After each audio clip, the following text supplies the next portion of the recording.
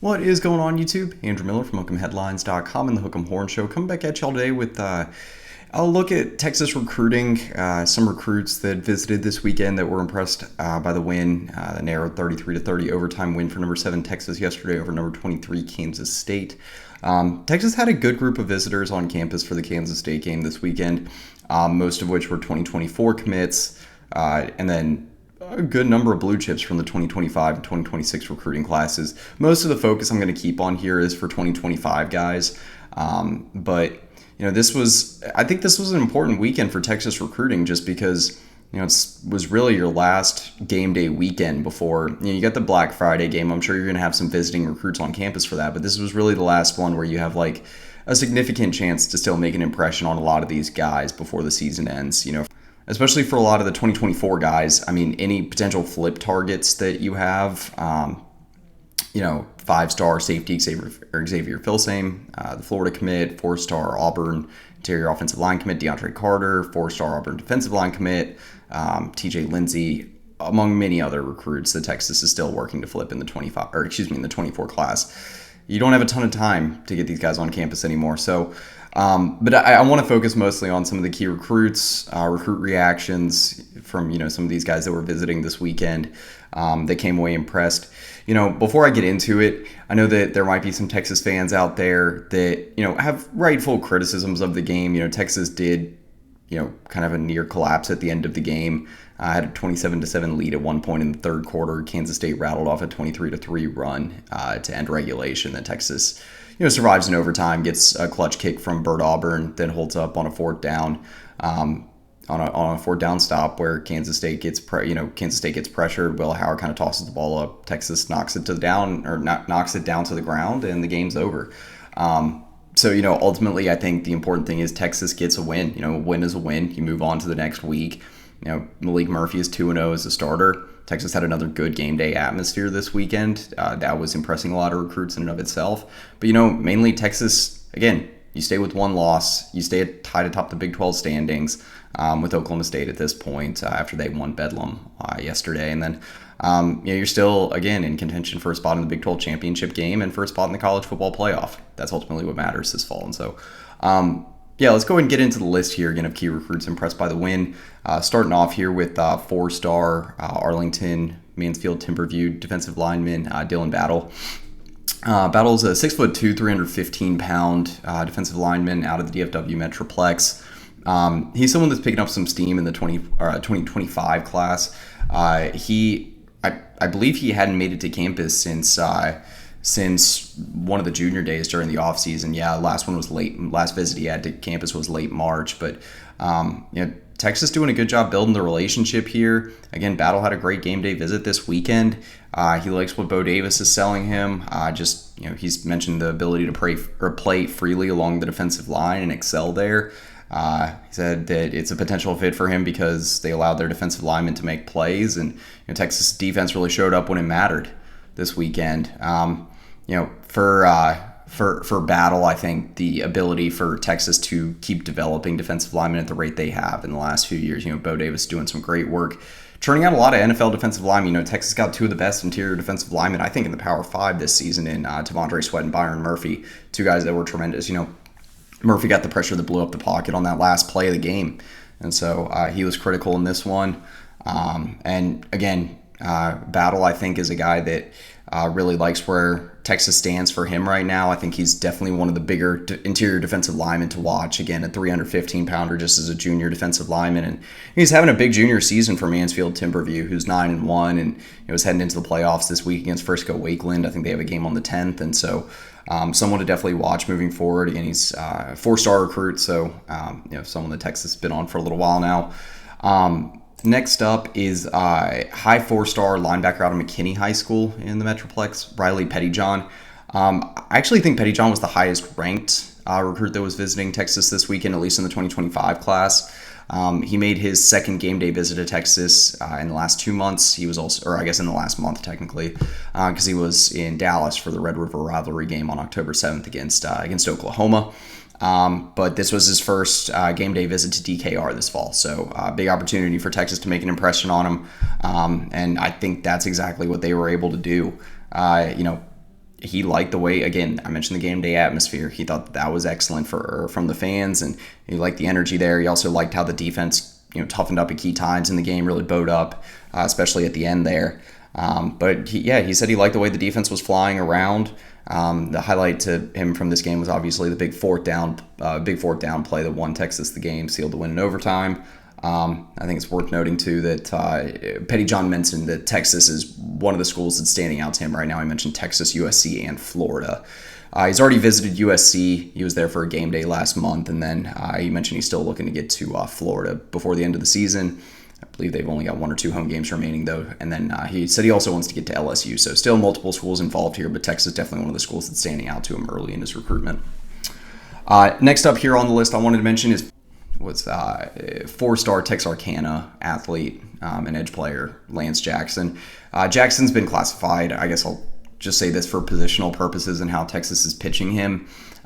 He's been recruited kind of as an athlete that can play a pretty versatile role up front, but he's being recruited by Pete Kwiatkowski and Blake Gideon, so I believe it'd probably be some sort of hybrid linebacker edge rusher role. He's got the length that you would want at the edge rusher position, but he's another guy that made the visit for Red River a month ago and then visited this weekend for the Kansas State game. So he's visited twice in as many months for game day visits, but he's been a common visitor at Texas. I think the last 2 seasons, he's made multiple game day visits to DKR now. He's been able to see the atmosphere multiple times, kind of witness the growth that Texas has had on the field in the last 2 years. Again, the on-field results have been really, really good this fall. It's definitely catching his eye. He said he was loving it in the game, and the atmosphere were crazy and insane at DKR. Also mentioned that he spent time with Pete Kwiatkowski, Blake Gideon, got to talk to them during his visit. Again, Jackson, another in-state guy to watch that's Texas has been close with for a little over a year now on the recruiting trail, and someone they like, again, is an in-state athlete that can play along the defensive front in multiple positions. Next up on the list, I wanted to mention among the key recruits impressed by the win over Kansas State, 4-star tight end out of Calhoun High School in Georgia, Amari Winston. Winston is a guy that I think is one of Texas's top out-of-state priorities at tight end in the 2025 class.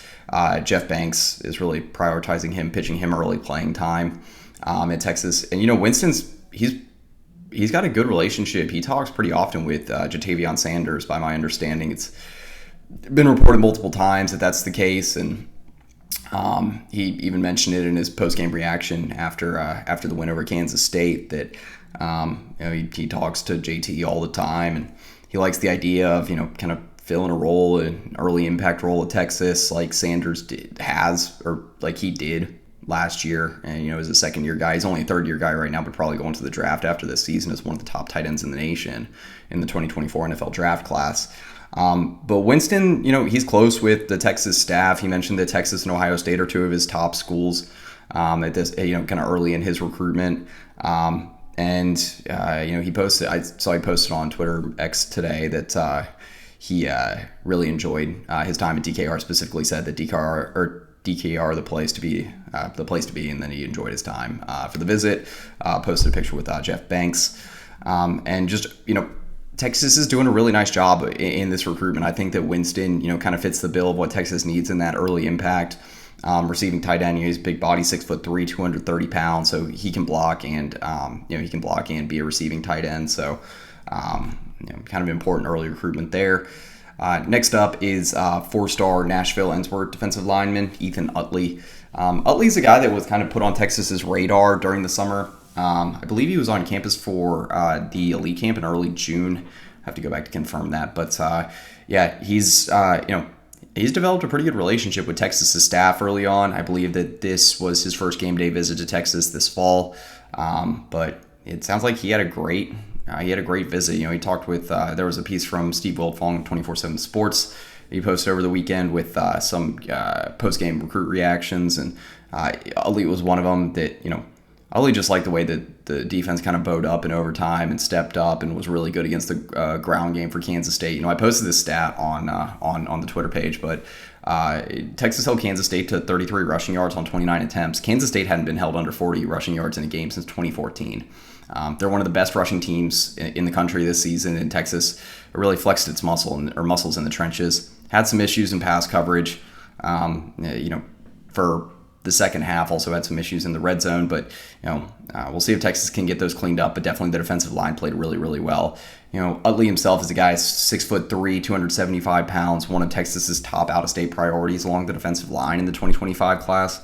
A couple of the recruiting services have him as a clear top 150 guy in the nation in the 2025 class.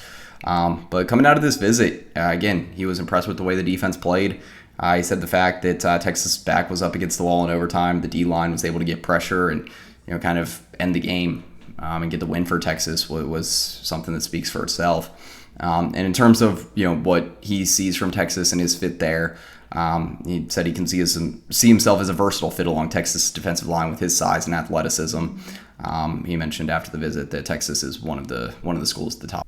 He's a guy that's held an offer from Texas since early June, and so there's a good relationship here. And I think that you're going to have to battle some of the bigger SEC schools in this recruitment. He likes Tennessee, Texas A&M. I believe he's visited this fall. He mentioned a top 12 back during the summer that also included pretty much every big SEC school. You have Auburn, Florida, Texas A&M. You also got Penn State, Michigan, Miami. So a lot of big-time schools involved. Georgia, another one, obviously, to mention there. So I want to move on to talk about just some other post-game recruit reactions and some of the guys that came away impressed from their visits for the Kansas State game. The five I already mentioned were the ones that I did in my article today. I'll post that as always. Post a link to that in the description below. But yeah, let me get to some of the other post-game recruit reactions. One that kind of caught my eye was from 3-star Lafayette Christian Academy, defensive lineman 2024 Texas commit Melvin Hills. He's been on campus multiple times this fall. He's having a huge season at Lafayette Christian Academy. I believe like 15, 16 sacks on the season, over 20 tackles for loss. LCA's having a really big season, one of the best teams in Louisiana high school football this year. And Hills, I think he was a great get for Texas during the summer in the 24 class, one of the 3 defensive linemen committed. And he continues to stay engaged, locked in with Texas. He said after the game that defense wins games, and Texas's D-line is their strongest asset. So clearly buying into what Bo Davis has going with player development along the defensive line. A few other ones. Texas had a few 2026 running backs on campus that they like early. One guy, and I mentioned him last week after the BYU game. I believe he had visited, and then he received an offer this week from Texas. But his Texarkana, Texas high running back, Tredarian Ball, someone that Tashard Choice and the Longhorns have connected with early on in the 26 class. One of the early top in-state guys at running back for the 26 cycle. But he said after the game it was a crazy outcome. Texas got the job done. He said there were some mistakes, but they can clean it up, and it just was crazy for him to be a part of that win as a Texas visitor. He likes what Texas coaches are doing in the environment there. Texas running backs had a strong day. C.J. Baxter had, kind of a career-long run with a 54-yard touchdown run. Had that run to give Texas a 17-point lead there in the second quarter. Jonathan Brooks, another 100-yard day. Brooks had, I believe it was 116 yards on 22 carries, so he had another very productive week. Got to the 1,000 rushing yard mark for the season, so another 1,000-yard rusher for Sark. And so, I think Texas is in a good spot with Ball early in this recruitment. Definitely a name to watch among the in-state guys moving forward in the 26 class. Another guy that I think is an early important name to watch, a running back in the 26 class among the in-state guys, is Forney running back Javian Osborne. Another guy that's visited Texas multiple times this fall.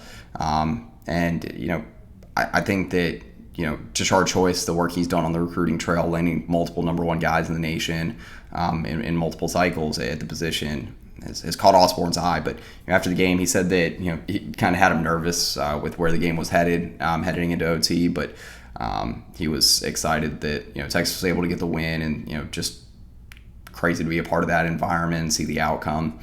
And the last guy I wanted to mention is an SMU commit, 2025 4-star Chapel Hill High School running back, and I believe plays defensive back as well out of Tyler, Texas, is Demetrius Brisbane Jr. Brisbane, he's been in contact with Texas. He committed to SMU during the summer, but he's visited Texas multiple times since committing to SMU. He was on campus obviously this weekend for the Kansas State game. He also visited for Red River against Oklahoma last month. But he came away really impressed from this one. He said it was a great game. I like the way that Texas was able to kind of get that early lead there and, have a solid day on the ground. Texas is recruiting Brisbane as a defensive back. He's kind of a fast riser right now in the 25 class, a lot of versatility. I think he's got a pretty bright future as a defensive back in the Power 5. Whether he ends up at SMU or another school, he's got interest from LSU, Michigan, Texas A&M, Texas. So there's a lot of schools that are still recruiting him. But he's like what he's seen from Texas so far. I think that that is definitely a recruitment to watch heading into the offseason. But yeah, those are some of the guys I wanted to mention. Again, most of the notable visitors that Texas had on campus this weekend were from the 2025 class, at least among the uncommitted guys, or potential flip targets for Texas as well for guys like Brisbane. And then I want to mention some about just like what's next for Texas in the 24 class. What could be coming up here in the next few weeks. Texas is at 19 commitments in the 24 class right now. You got a little over 5 weeks before the early signing. Actually, I think a little over 6 weeks until the early signing period, which starts December 20th. Texas has one game left to get visitors to campus for a game day at DKR. That would be Black Friday on November 24th against Texas Tech. That will be a night game. So I'm sure that's going to be an electric atmosphere. I think Texas really wants a piece of Texas Tech and Joey McGuire after, getting the loss in Lubbock last season, that, tough upset overtime loss. And, all the, kind of the comments from Brett Yormark about Texas Tech and, Joey McGuire making the comments during the offseason of the Big 12, the Big 12 runs through Lubbock. And obviously they're off to a kind of a tough start this season, but I think Texas is going to be all about that game, and you definitely won't need to get the players juiced up anymore. I think they'll have plenty of motivation heading into that one. But Texas got a few top guys that are still out there among the uncommitted targets, or just flip targets as well. Main guy among the uncommitted targets is obviously 5-star Waco Connolly cornerback Kobe Black. There was quite a few reports going around last week that Kobe Black was getting closer to a decision, and I believe it was reported by Inside Texas that he's trying to lock down a date to have a decision or an announcement ceremony for friends and family at Connolly High School, and Texas still remains the heavy favorite in that recruitment. There was a chance that he was going to get down to Austin this weekend for the Kansas State game. I don't believe that visit ended up coming to fruition, but he's canceled multiple other official visits to the likes of LSU, Texas A&M. OU tried to make a late push in this recruitment, but Texas really still feels like they're the favorite, and sounds like a decision's coming before signing day next month. So at any point here, I think in the coming weeks for Kobe Black, that would be huge if Texas can get another 5-star in the 24 class. They've landed a 5-star each of the last 3 months. November, if Kobe Black comes to a decision here in the next few weeks, I think he'd kind of be the next guy up in this class among those elite 5-stars, kind of push Texas to that kind of elite tier of recruiting classes, get them another top 5 class in the nation. And then a few other guys, I mentioned some of the flip targets earlier. Xavier Filsame, he was on a visit to USC over the weekend for their loss to Washington 52-42. It's kind of rough timing on that one for USC's part, just because they parted ways with defensive coordinator Alex Grinch today. That defense obviously having some issues this season, and I think Filsame might still be considering USC, but Texas has been pushing to get him to campus for a visit. I know Georgia's made a run there lately, but Florida's still pushing really, really hard to keep him locked in. Obviously, they kind of need some help. They had a rough weekend of their own with an overtime loss to an Arkansas team that came in 2-6 in Week 10, and so Texas, they're working to chip away there and get him to campus for a visit, before the signing period in December, and so we'll continue to update that recruitment as it moves along. But Texas, one of the contenders, if he does consider reopening his recruitment or flipping, I think Texas would be one of the schools at the top of the list there. And then again, 4-star Auburn defensive line commit TJ Lindsey. Texas still looking to take one more defensive lineman in this class. They've been talking to Dominic McKinley, the 5-star A&M commit, but he was invited to campus for the Kansas State game. Didn't end up making it in this weekend, by my understanding.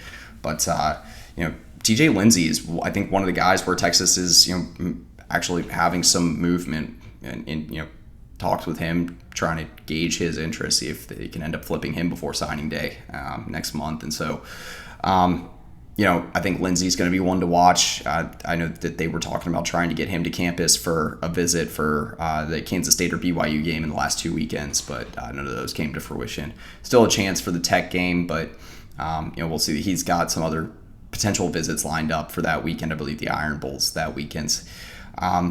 Four-star Santa Ana Mater Dei interior offensive lineman and Auburn commit DeAndre Carter.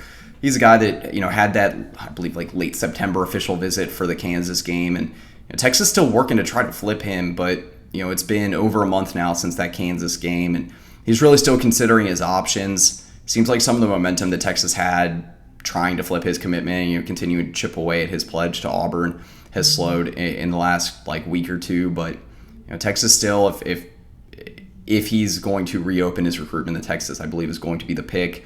We continue to follow that one. I think that there's going to be news on that any day now. And then a few of the other flip targets had an update for five-star linebacker today, the number one linebacker recruit in the nation, the 2024 class, and Georgia commit Justin Williams. Texas still obviously pushing hard there. I think Oregon's trying to make a late run. He really liked Oregon at first, and obviously if Texas was able to get a linebacker commit in this class, there's none bigger that you can get than Justin Williams. The dude's just an absolute animal. But Texas has had an open line communication, but it's one of those things that's not going to get serious until he shows up to campus, and he hasn't yet. There's been no plans put in place there. So not much movement. Same thing with four-star Jasper linebacker and Texas A&M commit. Ty Anthony Smith, Texas been looking at him, but he's remained locked in with his A&M commitment despite kind of some of their issues recently too. And then last name I wanted to mention, four-star Florida defensive back commit Wardell Mack out of Louisiana, Marrero, John Ehret High School guy. He was Texas. Terry Joseph obviously been high on him since the summer, and Texas had some momentum with him coming out of his June official visit to Austin. I think that if Florida ends up losing some commitments in their 24 class, with some of the questions surrounding Billy Napier and the Gators, direction they're headed in right now, Mack and Phil Same are the two guys that Texas would really want from Florida. And so just a couple of names to watch there. But anyway, for Andrew Miller at Hook'emHeadlines.com, that's pretty much it. Hook 'em.